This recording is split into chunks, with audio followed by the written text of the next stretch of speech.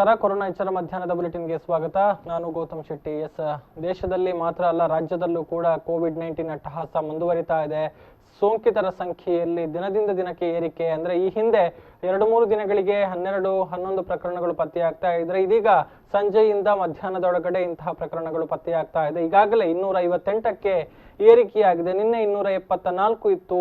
ಇವತ್ತು ಮಧ್ಯಾಹ್ನದ ಬೆಳಗ್ಗೆ 258ಕ್ಕೆ ಏರಿಕೆಯಾಗಿರುವಂಥದ್ದು. ಇವತ್ತು ಮತ್ತೆ 11 ಮಂದಿಯಲ್ಲಿ ಕೋವಿಡ್-19 ಸೋಂಕು ಪತ್ತೆಯಾಗಿದೆ. ಬಾಗಲಕೋಟೆಯಲ್ಲಿ 3, ಕಲಬುರಗಿಯಲ್ಲಿ 3 ಪ್ರಕರಣಗಳು ಪತ್ತೆಯಾಗಿರುವಂಥದ್ದು. ಜೊತೆಗೆ ಬೆಂಗಳೂರಿನಲ್ಲಿ 2, ಚಿಕ್ಕಬಳ್ಳಾಪುರದಲ್ಲಿ 1 ಕೋವಿಡ್-19 ಪ್ರಕರಣಗಳು ಕಂಡು ಬಂದಿದೆ. ವಿಜಯಪುರದಲ್ಲಿ 1, ಬೆಳಗಾವಿಯಲ್ಲಿ ತಲಾ 1 ಕೇಸ್ಗಳು ಪತ್ತೆಯಾಗಿದೆ. ರಾಜ್ಯದಲ್ಲಿ ಈವರೆಗೆ ಗುಣಮುಖರಾಗಿರುವಂಥದ್ದು 65 ಮಂದಿ ಮಾತ್ರ.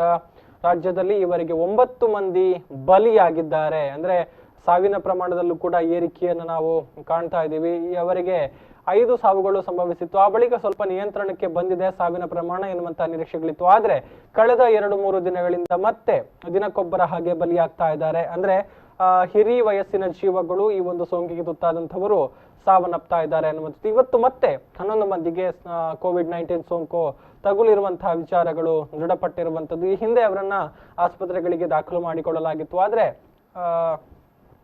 ಪರೀಕ್ಷೆಯನ್ನ ನಡೆಸಿದಂತಹ ಸಂದರ್ಭದಲ್ಲಿ ಅವರಿಗೆ ಸೋಂಕು ತಗುಲಿರುವಂತಹ ವಿಚಾರ ಈಗ ಕನ್ಫರ್ಮ್ ಆಗಿರುವಂತದ್ದು. ಈ ಮೂಲಕ ರಾಜ್ಯದಲ್ಲಿ ಕೋವಿಡ್-19ಗೆ ತುತ್ತಾದವರ ಸಂಖ್ಯೆ 258ಕ್ಕೆ ಏರಿಕೆಯಾಗಿದೆ.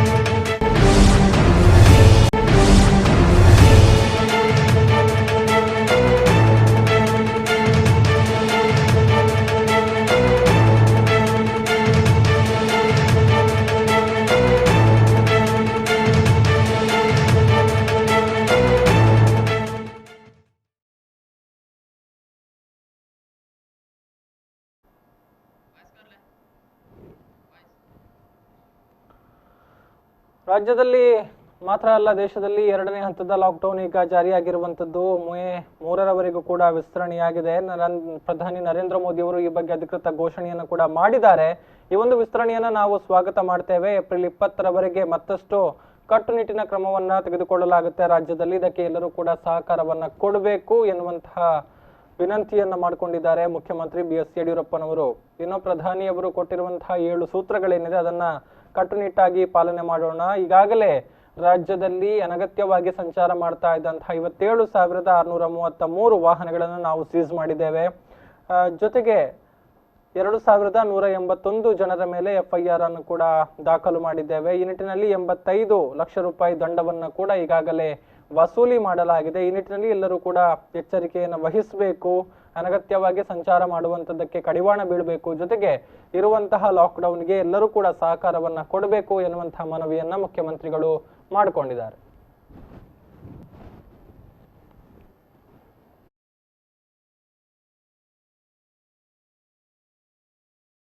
ನಾವು ಸರ್ಕಾರ ನಾಳೆ ಹೊರಡಿಸಲಿರುವಂಥ ಮಾರ್ಗಸೂಚಿಗಳ ಅನುಸಾರ ನಮ್ಮ ಸರ್ಕಾರ ಲಾಕ್ಡೌನನ್ನು ಸಮರ್ಪಕವಾಗಿ ಪಾಲನೆ ಮಾಡಲಿದೆ. ಏಪ್ರಿಲ್ 20ರವರೆಗೆ ಪ್ರಧಾನಿಯವರು ತಿಳಿಸಿರುವಂತೆ ಇನ್ನಷ್ಟು ಕಟ್ಟುನಿಟ್ಟಾಗಿ ಲಾಕ್ಡೌನ್ ಪಾಲಿಸಲಾಗುವುದು ಮತ್ತು ಪರಿಸ್ಥಿತಿಯನ್ನು ಸೂಕ್ಷ್ಮವಾಗಿ ಅವಲೋಕಿಸಲಾಗುವುದು. ನಾಳೆ ಪ್ರಧಾನಿ ಮಾರ್ಗಸೂಚಿ ಕಳಿಸ್ತಾ ಇದ್ದು ಅದರ ಆಧಾರದ ಮೇಲೆ ನಾವು ನಮ್ಮ ಕ್ರಮಗಳನ್ನು ಅಧಿಕಾರಿಗಳ ಜೊತೆ ಸಮಾಲೋಚಿಸಿ ಅಂತಿಮಗೊಳಿಸ್ತೇವೆ. ನಾಡಿನ ಜನತೆ ಸ್ವಯಂ ಪ್ರೇರಿತರಾಗಿ ಈ ಕ್ರಮಗಳಿಗೆ ಸಹಕರಿಸಬೇಕು ಅಂತ ನಾನು ಮನವಿ ಮಾಡ್ತೇನೆ. ಒಂದು ವೇಳೆ ಹಾಕಿದ ಕಟ್ಟಡಗಳನ್ನು ಮುರಿದರೆ ಭದ್ರತೆ ಮತ್ತು ಲಾಕ್ಡೌನನ್ನು ಇನ್ನಷ್ಟು ಬಿಗಿಗೊಳಿಸಲಾಗುತ್ತೆ. ಪ್ರಧಾನಿ ಹೇಳಿದಂತೆ ಹಾಟ್ಸ್ಪಾಟ್ಗಳಲ್ಲಿ ಇನ್ನಷ್ಟು ಬಿಗಿ ಕ್ರಮಗಳನ್ನು ಕೈಗೊಳ್ಳಲಾಗುತ್ತೆ. ಪ್ರಧಾನಿಯವರು ಹೇಳಿದಂತೆ ದೇಶದಲ್ಲಿ ಹಾಗೂ ನಮ್ಮ ರಾಜ್ಯದಲ್ಲಿ ಆರೋಗ್ಯ ಸೌಲಭ್ಯಗಳನ್ನು ಕಳೆದ 2 ತಿಂಗಳಲ್ಲಿ ಹೆಚ್ಚಿಸಲಾಗಿದೆ. ಪ್ರಧಾನಮಂತ್ರಿಯವರು ನೀಡಿದ 7 ಸಲಹೆಗಳನ್ನು ಕಟ್ಟುನಿಟ್ಟಾಗಿ ಪಾಲನೆ ಮಾಡ್ತೇವೆ. ಮನೆಯ ಹಿರಿಯರ ಬಗ್ಗೆ ವಿಶೇಷ ಕಾಳಜಿ ವಹಿಸಬೇಕು ಅಂತ ಹೇಳಿದ್ದಾರೆ. ಸಾಮಾಜಿಕ ಅಂತರ ಸಂಪೂರ್ಣ ಕಾಯ್ದುಕೊಳ್ಳಿ, ಮನೆಯಲ್ಲಿ ಮಾಡಿದ ಮಾಸ್ಕ್ ಬಳಸಿ ಅಂತ ಹೇಳಿದ್ದಾರೆ. ರೋಗ ನಿರೋಧಕ ಶಕ್ತಿ ಹೆಚ್ಚಿಸಲು ಆಯುಷ್ ಇಲಾಖೆಯ ಸಲಹೆಗಳನ್ನು ಪಾಲಿಸಿ, ಬಿಸಿ ನೀರು ಕಷಾಯ ಕುಡಿಯುವುದು ಒಳ್ಳೆಯದು ಅಂತ ಹೇಳಿದ್ದಾರೆ. ಆರೋಗ್ಯ ಸೇತು ಮೊಬೈಲ್ ಆ್ಯಪ್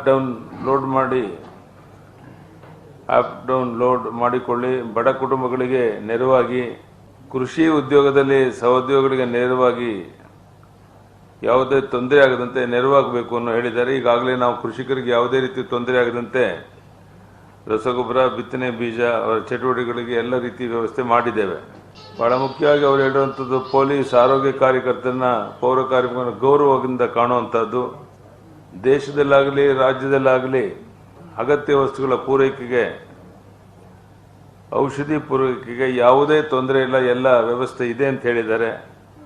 ವಿಶೇಷವಾಗಿ ವಲಸೆ ಕಾರ್ಮಿಕರು ಎಲ್ಲಿದ್ದಾರೋ ಅಲ್ಲೇ ಇರಬೇಕು, ಅಲ್ಲಿ ಸುರಕ್ಷಿತವಾಗಿರಬೇಕು ಎಂದು ಮನವಿ ಮಾಡಿದ್ದಾರೆ. ನಾಳೆ ಏನು ಪ್ರಧಾನಿಯವರು ಕೆಲವು ಮಾರ್ಗಸೂಚಿಗಳನ್ನ ತಿಳಿಸೋರಿದ್ದಾರೆ, ಅದರ ಆಧಾರದ ಮೇಲೆ ಇನ್ನೂ ಏನೇನು ಕ್ರಮ ತಗೊಳ್ತೇವೆ. ಇವತ್ತಿನವರೆಗೆ ಕರ್ನಾಟಕ ರಾಜ್ಯದಲ್ಲಿ 57,633 ವೆಹಿಕಲ್ಗಳನ್ನು ಸೀಸ್ ಮಾಡಿದ್ದೇವೆ. 4,169 ಜನ ಅರೆಸ್ಟ್ ಮಾಡಿದ್ದೇವೆ. 2,181 ಜನರ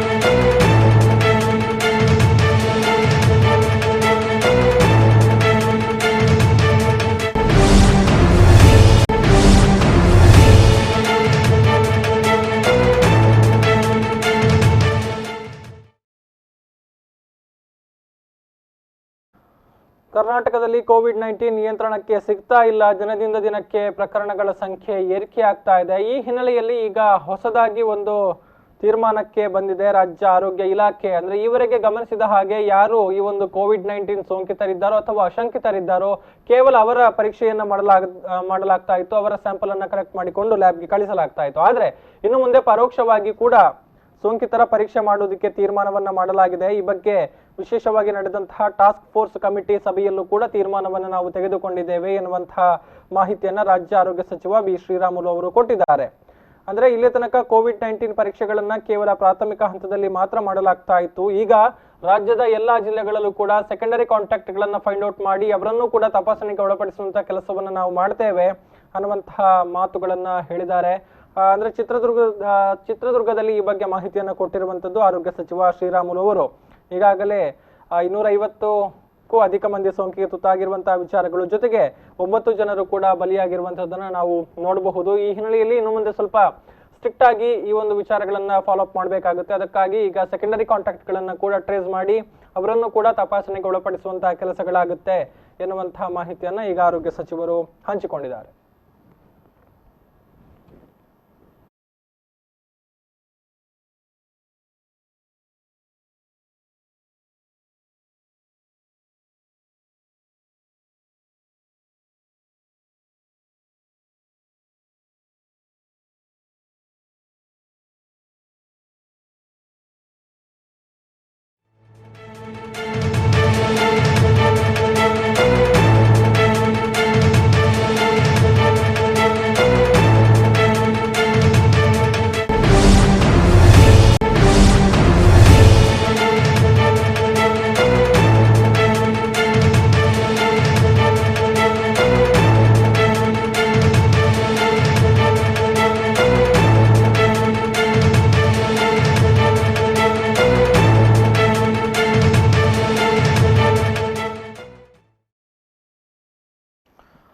ಎಸ್, ಈ ನಡುವೆ ಎಲ್ಲರೂ ಕೂಡ ಆತಂಕಕ್ಕೆ ಒಳಗಾಗಿದ್ದಾರೆ. ಎಲ್ಲ ಗಡಿಭಾಗಗಳನ್ನ ಟೈಟ್ ಮಾಡಲಾಗಿದೆ. ಆದರೆ ಹೆಜಮಾಡಿಯಲ್ಲಿ ಯಾಕೋ ನಾಮಕೆ ವಾಸ್ತೆ ತಪಾಸಣೆ ನಡೀತಾ ಇದೆ ಎನ್ನುವಂತಹ ಆರೋಪಗಳು ಈಗ ಕೇಳಿ ಬರ್ತಾ ಇರುವಂತದ್ದು. ಮಂಗಳೂರಿಗೆ ಹೋಗುವಂತಹ ವಾಹನಗಳು ತಮಗೆ ಬೇಕಾದ ಹಾಗೆ ಸಂಚಾರವನ್ನ ಮಾಡ್ತಾ ಇದೆ. ಸೂಟ್ ಬೂಟ್ ನಲ್ಲಿ ಬಂದ್ರೆ ಅಧಿಕಾರಿಗಳು ಯಾವುದೇ ತಪಾಸಣೆಯನ್ನು ಕೂಡ ಮಾಡೋದಿಲ್ಲ, ಪೊಲೀಸರು ಕೂಡ ತಡೆಯುವಂತಹ ಕೆಲಸವನ್ನ ಮಾಡೋದಿಲ್ಲ ಎನ್ನುವಂತಹ ಆರೋಪಗಳು ಕೇಳಿ ಬರ್ತಾ ಇದೆ. ಆರೋಗ್ಯ ಅಧಿಕಾರಿ ವಿರೋಧಿಸಿದ್ರು ಕೂಡ ಪೊಲೀಸರು ಈ ವಾಹನಗಳ ಓಡಾಟಕ್ಕೆ ಗ್ರೀನ್ ಸಿಗ್ನಲ್ ಅನ್ನ ಕೊಡ್ತಾ ಇದ್ದಾರೆ. ಜೊತೆಗೆ ಪೂರಕ ದಾಖಲೆಗಳು ಅಂದ್ರೆ ಪಾಸ್ ಅನ್ನ ತೋರಿಸದೇ ಇದ್ರೂ ಕೂಡ ಪ್ರಯಾಣಕ್ಕೆ ಅಡ್ಡಿ ಇಲ್ಲ, ಇಲ್ಲಿ ಬೇಕಾಬಿಟ್ಟಿ ಓಡಾಟವನ್ನ ಮಾಡುವಂತಹ ಅವಕಾಶಗಳನ್ನ ಇಲ್ಲಿ ಪೊಲೀಸರು ಕೊಡ್ತಾ ಇದ್ದಾರೆ ಎನ್ನುವಂತಹ ಆರೋಪಗಳು ಈಗ ಗಂಭೀರವಾಗಿ ಕೇಳಿ ಬರ್ತಾ ಇದೆ. ತಪಾಸಣೆ ಮಾಡೋದಿಕ್ಕೆ ಪೊಲೀಸರು ನಿರಾಸಕ್ತಿಯನ್ನ ತೋರ್ತಾ ಇದ್ದಾರೆ. ಹೋದ್ರೆ ಹೋಗ್ಲಿ ಬಿಡಿ ಎನ್ನುವಂತಹ ಧೋರಣೆ ಪಡುಬಿದ್ರಿ ಭಾಗದಲ್ಲಿ ಪೊಲೀಸರಿಂದ ಕಂಡು ಬರ್ತಾ ಇದೆ ಅನ್ನುವಂತಹ ಮಾಹಿತಿಗಳು ಇದೀಗ ಲಭ್ಯವಾಗ್ತಾ ಇದೆ.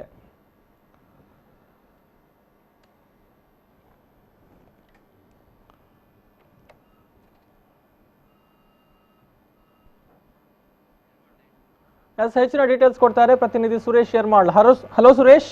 ನಮಸ್ತೆ ಗೌತಮ್. ಎಸ್, ಎಲ್ಲಾ ಗಡಿಗಳಲ್ಲೂ ಕೂಡ ತಪಾಸಣೆಯನ್ನ ಬಿಗಿಯಾಗಿಸಬೇಕು, ಯಾವುದೇ ಸಂಚಾರ ಮಾಡುವಂತಹ ವಾಹನಗಳಿಗೆ ಅವಕಾಶ ಕೊಡಬಾರದು, ಇದು ಇರುವಂತಹ ಕಟ್ಟಾಜ್ಞೆ. ಆದ್ರೆ ಏನಾಗ್ತಾ ಇದೆ ಹೆಜಮಾಡಿಯಲ್ಲಿ ಅಂತ ಈಗ ಅದೇ ಭಾರಿ ಬೇಸರದ ಸಂಗತಿ. ಯಾಕೆಂದ್ರೆ ಇಲ್ಲಿ ಆಗುವಂತದ್ದು ಯಾಕೆಂದ್ರೆ ಪೊಲೀಸರು ಕೇವಲ ಯಾಕೆಂದ್ರೆ ಇಲ್ಲಿ ನಾಮಕಾವಸ್ಥೆಗೆ ಇಲ್ಲಿ ಈ ಒಂದು ಗಡಿ ಒಂದು ತಪಾಸಣೆ ನಡೆಸ್ತಾರೆ ಎಂಬ ಭಾಸವಾಗ್ತಾ ಇದೆ. ಯಾಕೆಂದ್ರೆ ಯಾವುದೇ ರೀತಿಯಲ್ಲಿ ಬಂದ ವಾಹನಗಳನ್ನು ಹಿಂದೆ ಕಳಿಸುವಂತ ಒಂದು ಪರಿಪಾಠ ಇಲ್ಲಿಲ್ಲ. ಯಾವುದೋ ಒಂದು ಕಾರಣನ್ನ ಕುಂಟು ನೆಪ ಒಡ್ಡಿ ಅವರು ಹೋಗ್ತಾನೆ ಇರ್ತಾರೆ. ಅದರಲ್ಲಿ ಕೂಡ ದಾಖಲೆ ಪರಿಶೀಲನೆ ಮಾಡುವಾಗ ಪೂರಕ ದಾಖಲೆ ಇಲ್ಲದಿದ್ರು ಅವರು ಸ್ವಲ್ಪ ಕಾಡಿ ಬೇಡಿದ ಕೂಡಲೇ ಅವರನ್ನ ಒಂದು ಬಿಡುವಂತದ್ದು ಇಲ್ಲಿ ಮಾಮೂಲಾಗಿ ಬಿಟ್ಟಿದೆ. ಯಾಕಂದ್ರೆ ಆಗ ಬೆಳಿಗ್ಗೆ ನಡೆದಂತ ಒಂದು ಘಟನೆ ಏನಂದ್ರೆ, ಒಂದು ಕಂಪನಿಗೆ ಸೇರಿದ ಮಹೇಂದ್ರ ಕಂಪನಿಗೆ ಸೇರಿದಂತ ಒಂದು ಇನೋವಾ ಕಾರ್ನಲ್ಲಿ ಒಂದು 4 ಜನ ಬಂದಿದ್ರು. ಅವರ ಒಂದು ಏನು ದಾಖಲೆಗಳನ್ನ ಅಲ್ಲಿರುವಂತ ವೈದ್ಯ ಹೆಲ್ತ್ ಇನ್ಸ್ಪೆಕ್ಟರ್ ಒಬ್ರು ಅದನ್ನ ಚೆಕ್ ಮಾಡಿದ್ರು. ಚೆಕ್ ಮಾಡುವಾಗ ಕೇವಲ ಅದು ವಾಹನದಲ್ಲಿರುವಂತಹ ಸಿಬ್ಬಂದಿಗಳ ಸಾಗಾಟಕ್ಕೆ ಮಾತ್ರ ಇದು ಅವಕಾಶ ಎಂಬುದಾಗಿ ಅದರಲ್ಲಿ ಇತ್ತಾದ್ರು. ಈ ಬಗ್ಗೆ ಸಿಬ್ಬಂದಿಗಳಿರ್ಬೇಕಿದ್ರೆ ಅವರ ID ಕಾರ್ಡ್ ಇರ್ಬೇಕಿತ್ತು. ಆದ್ರೆ ಯಾವುದೇ ID ಕಾರ್ಡ್ಗಳು ಅವರನ್ನು ನೀಡಲು ಒಂದು ವಿಫಲವಾದಾಗ ಅವರು ಇಲ್ಲ, ನಮ್ಮಲ್ಲಿ ID ಕಾರ್ಡ್ ಇಲ್ಲ, ನಮಗೆ ಹೋಗುವುದಕ್ಕೆ ಅವಕಾಶ ಮಾಡಿಕೊಡಿ ಅಂತ ಹೇಳಿ ಬಹಳಷ್ಟು ಇದು ಮಾಡಿದ್ರು. ಆದ್ರೆ ವೈದ್ಯಾಧಿಕಾರಿ ಅದನ್ನು ನಿರಾಕರಿಸಿದ್ರು. ಇದು ನಿಮಗೆ ನೀವು ಏನು ಪಾಸ್ ತಗೊಂಡಿದ್ರೆ ಅದರಲ್ಲಿ ಇರುವಂತದ್ದು ಇದು, ಅದರಿಂದಾಗಿ ನಾವು ಅದಕ್ಕೆ ವಿರುದ್ಧವಾಗಿ ಯಾವುದೇ ಮಾಡ್ಲಿಕ್ಕೆ ಆಗುದು, ನೀವು ಅದಕ್ಕೆ ಪೂರಕ ID ಗಳನ್ನು ತನ್ನಿ ಅಂತ ಹೇಳಿ ಅವರನ್ನ ಹಿಂದೆ ಕಳಿಸುವಂತ ಸಂದರ್ಭದಲ್ಲಿ ಅಲ್ಲಿ ಅವರು ಬಹಳಷ್ಟು ಫೋನ್ ಕರೆಗಳನ್ನು ಅವರವರ ಮಾಡಿಕೊಂಡಿದ್ರು. ಅದ್ರ ಕೊನೆಗೆ ಪೊಲೀಸ್ ಅಧಿಕಾರಿ ಅವರಿಗೆ ಗ್ರೀನ್ ಸಿಗ್ನಲ್ ನೀಡುವ ಮೂಲಕ ಇಲ್ಲಿ ಒಂದು ಕಾನೂನನ್ನ ಉಲ್ಲಂಘನೆ ಮಾಡಿದಂತದ್ದು ಒಂದು ಇಲ್ಲಿ ಗಮನಕ್ಕೆ ಬಂದಿದೆ. ಅದೇ ರೀತಿ ಬಹಳಷ್ಟು ಒಂದೆರಡಲ್ಲ, ಬಹಳಷ್ಟು ಈ ಒಂದು ಗಡಿಯಲ್ಲಿ ಯಾಕಂದ್ರೆ ಮೇಲಾಧಿಕಾರಿಗಳು ಒಂದು ಆದೇಶ ಮಾಡಿರ್ತಾರೆ. ಆದ್ರೆ ಇದು ಕೆಳ ಹಂತದಲ್ಲಿ ಇದು ಪಾಲನೆ ಆಗ್ತದೋ ಇಲ್ವೋ ಎಂಬುದನ್ನು ಗಮನಿಸುವುದಕ್ಕೆ ಬರುವುದಿಲ್ಲ ಎಂಬುದು ಸ್ಥಳೀಯರ ಆರೋಪವಾಗಿದೆ. ಇದು ದಿನನಿತ್ಯ, ಇದು ಒಂದು ದಿವಸದ ವಿಚಾರ ಅಲ್ಲ, ದಿನನಿತ್ಯ ಕೂಡ ಇದೇ ರೀತಿ ಆಗ್ತಾ ಇದೆ.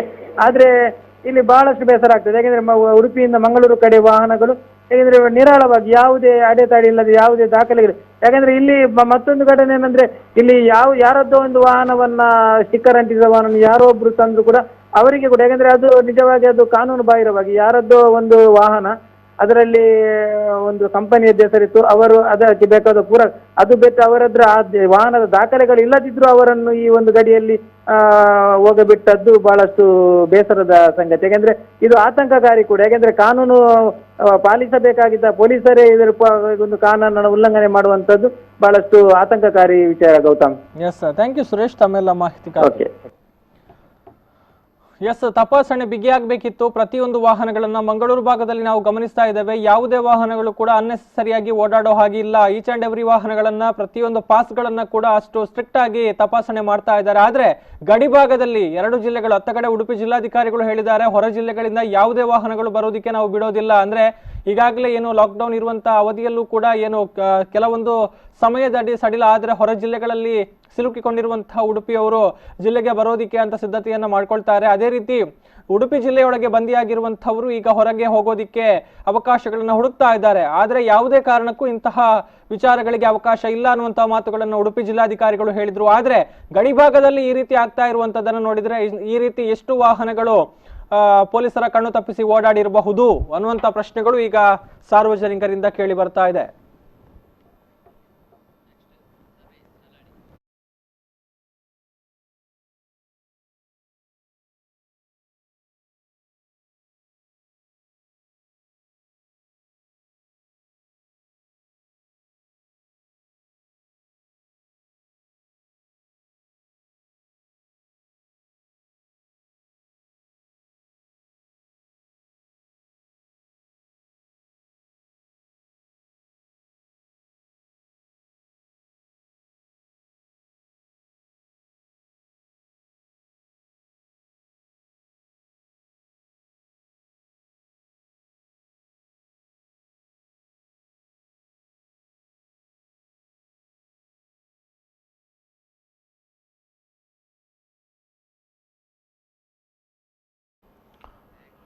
ವಿಷಯದ ಬಗ್ಗೆ ಸ್ಪಷ್ಟತೆ ಇರದೇ ಇದ್ದಲ್ಲಿ ಅನಗತ್ಯವಾಗಿ ಭಯದ ವಾತಾವರಣ ನಿರ್ಮಾಣವಾಗುತ್ತೆ. ಇದಕ್ಕೆ ಕೋವಿಡ್-19 ಕೂಡ ಹೊರತಾಗಿಲ್ಲ. ಕೊರೋನಾ ವೈರಸ್ ಹರಡುವಿಕೆ ಬಗ್ಗೆ ಸ್ಪಷ್ಟ ಹಾಗೂ ನಿರ್ದಿಷ್ಟ ಅಭಿಪ್ರಾಯಗಳನ್ನು ಪಡೆದುಕೊಂಡ ಅಧಿಕಾರಿಗಳು ಅದನ್ನು ಗ್ರಾಮ ಪಂಚಾಯತ್ ಹಂತದವರೆಗೂ ಕೂಡ ಮುಟ್ಟಿಸುವಂತಹ ಕೆಲಸವನ್ನ ಮಾಡಬೇಕು ಎಂದು ಕುಂದಾಪುರದ ಶಾಸಕ ಹಾಲಾಡಿ ಶ್ರೀನಿವಾಸ್ ಶೆಟ್ಟಿ ಹೇಳಿದ್ದಾರೆ.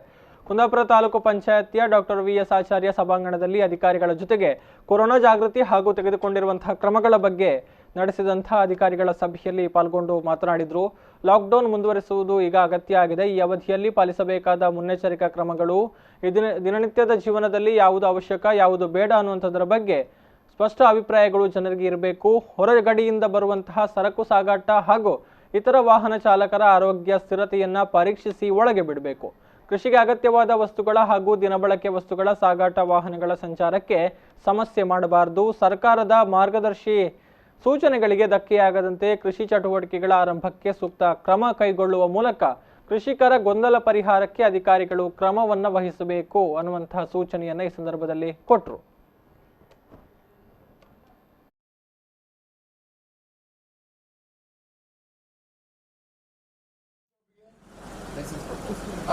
ವೈನ್ ಶಾಪ್ಗೆ ಲೈಸೆನ್ಸ್ ಕೊಡ್ತಾರೆ. ಹಾಗೆ ಕೆಲವು ರಿಸ್ಟ್ರಿಕ್ಟೆಡ್ ಇದರಲ್ಲಿ ಲೈಸೆನ್ಸ್ ಇರ್ತದೆ ಅಲ್ವಾ. ಫರ್ಟಿಲೈಸರ್ ಅಂಗಡಿಗೆ ಬೇರೆ ಲೈಸೆನ್ಸು, ಪೆಸ್ಟಿಸೈಡ್ಗೆ ಬೇರೆ ಲೈಸೆನ್ಸು, ಮೆಡಿಕಲ್ ಶಾಪಿಗೆ ಲೈಸೆನ್ಸ್ ಬೇರೆ ಉಂಟು ಅಲ್ವಾ. ಬಿ ಫಾರ್ಮರ್ ಇದರಲ್ಲಿ ಏನಾದರೂ ಆಗಿರ್ಬೇಕು, ಟೆಕ್ನಿಷಿಯನ್ ಆಗಿರಬೇಕು. ಹಾಗೆ D pharm R B. Lockdown ಅವಧಿಯಲ್ಲಿ ಜನರ ಓಡಾಟ ಕಡಿಮೆಗೊಳಿಸಲು ಕುಂದಾಪುರ ಉಪವಿಭಾಗ ವ್ಯಾಪ್ತಿಯಲ್ಲಿ ಹೊರಡಿಸಿರುವಂತಹ ಕೋವಿಡ್ ಟಾಸ್ಕ್ ಫೋರ್ಸ್ ನೂತನ ಅಧಿಸೂಚನೆಯಿಂದ ಸಾರ್ವಜನಿಕರು ಗೊಂದಲಕ್ಕೆ ಒಳಗಾದ ಬೆನ್ನಲ್ಲೇ ಕುಂದಾಪುರದ ಉಪವಿಭಾಗದ ಎಎಸ್ಪಿ ಹರಿರಾಮ್ ಶಂಕರ್ ಅವರು ಈ ಬಗ್ಗೆ ಸ್ಪಷ್ಟನೆ ಕೊಟ್ಟಿದ್ದಾರೆ. ಈ ಬಗ್ಗೆ ತಮ್ಮ ಕಚೇರಿಯಲ್ಲಿ ಮಾಧ್ಯಮ ಪ್ರತಿನಿಧಿಗಳ ಜೊತೆಗೆ ಮಾತನಾಡಿದಂತಹ ಅವರು, ಕೋವಿಡ್ ಟಾಸ್ಕ್ ಫೋರ್ಸ್ ಕುರಿತು ಸಾರ್ವಜನಿಕರು ಯಾವುದೇ ರೀತಿಯಲ್ಲಿ ಗೊಂದಲಕ್ಕೆ ಒಳಗಾಗುವುದು ಬೇಡ. ಈಗಿರುವ ವಿಧಾನಕ್ಕೆ ಇದೊಂದು ಹೊಸ ಸೇರ್ಪಡೆಯಷ್ಟೇ. ಅಗತ್ಯ ಇರುವವರು ಇದನ್ನ ಬಳಸಿಕೊಳ್ಳಬಹುದು. ಅಗತ್ಯ ಇಲ್ಲದವರು ನೇರವಾಗಿ ನಿಗದಿತ ಸಮಯದೊಳಗೆ ಅಂಗಡಿಗಳಿಗೆ ಹೋಗಿ ದಿನಸಿಯನ್ನ ಖರೀದಿಸಬಹುದು. ಎಂದಿನಂತೆ ದಿನಸಿ ಅಂಗಡಿಗಳು ಬೆಳಗ್ಗೆ 7ರಿಂದ 11 ಗಂಟೆ ತನಕ ಕೂಡ ತೆರೆದಿರುತ್ತವೆ. ಈ ಸಮಯದಲ್ಲಿ ವಾಹನಗಳು ಹಾಗೂ ಜನರ ಓಡಾಟವನ್ನ ಕಡಿಮೆಗೊಳಿಸುವ ನಿಟ್ಟಿನಲ್ಲಿ ಈ ಹೊಸ ಯೋಜನೆಯನ್ನ ಕೈಗೆತ್ತಿಕೊಂಡಿದ್ದೇವೆ ಅಂತ ಹೇಳಿದ್ರು. ತಪ್ಪಿಸ್ಲಿಕ್ಕೆ ಒಂದು ಪ್ಲಾನ್ ಅಷ್ಟೇ. ಅದೇ ವಾಹನ ಓಡಾಟ ಕಡಿಮೆ ಆಗುದು. 7ರಿಂದ 11 ಗಂಟೆವರೆಗೆ ಈಗ ಡಿಸಿ ಸರ್ ಹಾಕಿದ್ದಕ್ಕೆ 7ರಿಂದ 11ವರೆಗೆ ಆಕ್ಚುಲಿ ಮಾಮೂಲಿ ತರ ಆಗುವ ಸಿಚುವೇಶನ್ ಕೆಲವೊಂದು ಅರ್ಬನ್ ಏರಿಯಾಸ್ ಅಲ್ಲಿ ನೋಡ್ತಾ ಇದ್ದೀವಿ. ಸೋಷಿಯಲ್ ಡಿಸ್ಟೆನ್ಸಿಂಗ್ ಅಷ್ಟು ಸರಿಯಾಗಿ ಮೇಂಟೈನ್ ಮಾಡೋಕ್ಕಾಗ್ತಾ ಇಲ್ಲ. ಮೂರು ಅಂಗಡಿಗಳಿದೆ. ಪ್ರತಿಯೊಂದು ಅಂಗಡಿ ಮುಂದೆ ಹೋಗಿ ಪೊಲೀಸರಿಗೆ ಎಲ್ಲರಿಗೆ ಸೋಷಿಯಲ್ ಡಿಸ್ಟೆನ್ಸಿಂಗ್ ಮಾಡ್ಸೋಕ್ಕಾಗಲ್ಲ. ಈ ಒಂದು ಸಮಸ್ಯೆ ಇರುವಾಗ ನಾವು ಇದೇ ಮಾಡ್ತಾ ಇದ್ದೀವಿ. ಲೆಸರ್ ನಂಬರ್ ಆಫ್ ವೆಹಿಕಲ್ಸ್ ನಮ್ಮ ಅರ್ಬನ್ ಏರಿಯಾಗಳಿಗೆ ಬರುತ್ತೆ. 7-11 ನಂತರ ಈಗ ಎಲ್ಲ ಕರೆಕ್ಟ್ ಇದೆ, ಏನು ಯಾರು ಇಲ್ಲಿ ಓಡಾಡ್ತಾ ಇಲ್ಲ. ಬಟ್ 7-11 ಒಳಗಡೆ ಸ್ವಲ್ಪ ಕ್ಯಾಶುವಲ್ನೆಸ್ ಬಂತ ಅಂತ ನಮಗೆ ಅನಿಸ್ತಾ ಇದೆ. ವೆಹಿಕಲ್ ಸೀಸ್ ನಡೀತಾ ಇರ್ತದೆ. ವೆಹಿಕಲ್ ಸೀಸನ್ ನಡೀತಾ ಇರ್ತದೆ. ಅದು ಎಲ್ಲ ಅನಗತ್ಯ ಪರ್ಪಸ್ಗಳಿಗೋಸ್ಕರ 7-11 ಆಗಲಿ 11 o'clock ನಂತರ ಆಗಲಿ ಅನಗತ್ಯ ಪರ್ಪಸ್ಗೋಸ್ಕರ ಸುಮ್ಮನೆ ಓಡಾಡ್ತಾ ಇರುವಂಥ ವೆಹಿಕಲ್ಸ್ ನಾವು ಸೀಸ್ ಮಾಡಬೇಕು. ಸರ್, ಈಗ ನಿಮ್ಮ ವ್ಯಾಪ್ತಿಯಲ್ಲಿ ವೆಹಿಕಲ್ಗಳನ್ನ ಡಿಟೈನ್ ಮಾಡ್ತಾ ಇದ್ದಾರೆ. ಈಗ ಮಂಗಳೂರಲ್ಲೆಲ್ಲ ಈಗೇನಂದ್ರೆ ವೆಹಿಕಲ್ಗಳನ್ನು ಸೀಸ್ ಮಾಡ್ತಾ ಇದ್ದಾರೆ. ಇನ್ನು ಕೆಲವರು ಕೇಳ್ತಾ ಇಲ್ಲ, ಅದು ಕೂಡ ಪ್ರಕ್ರಿಯೆ ಮುಂದುವರಿತಾ ಇದೆ. ಈಗ ವೆಹಿಕಲ್ ತಗೊಳ್ಬಂದು ಮತ್ತೆ ಪೊಲೀಸರು ಡಿಟೈನ್ ಮಾಡೋದು, ಅದಕ್ಕೆ ಸೀಸ್ ಪ್ರಕ್ರಿಯೆ ನೀವು ಏನಾದ್ರು ಹೌದು. ಎರಡು ಸೀಸರ್ ಡಿಟೆನ್ಷನ್ ಅಂತ ಹೇಳಿದ್ರೆ ನೀವು ಆಸ್ ಅ ವಾರ್ನಿಂಗ್ ಪ್ರೊಸೆಸ್ ನಾವು ಕರೆದು ಪ್ರತಿ ಕೇಸ್ ಮಾಡಿ ನಾವು ಗಾಡಿ ರಿಲೀಸ್ ಮಾಡಬಹುದು with 2 to 3 days. That is one side of it. ಅದಿಲ್ಲದ್ರೆ ಸೆಕ್ಷನ್ 75 KP ಆಕ್ಟ್ ಅಲ್ಲಿ ನಾವು ಗಾಡಿನೇ ಸೀಸ್ ಮಾಡಬಹುದು. ಹಾಗೆ ಸೀಸ್ ಮಾಡಿದ್ರೆ ಕೋರ್ಟ್ ಹತ್ರ ಹೋಗಿ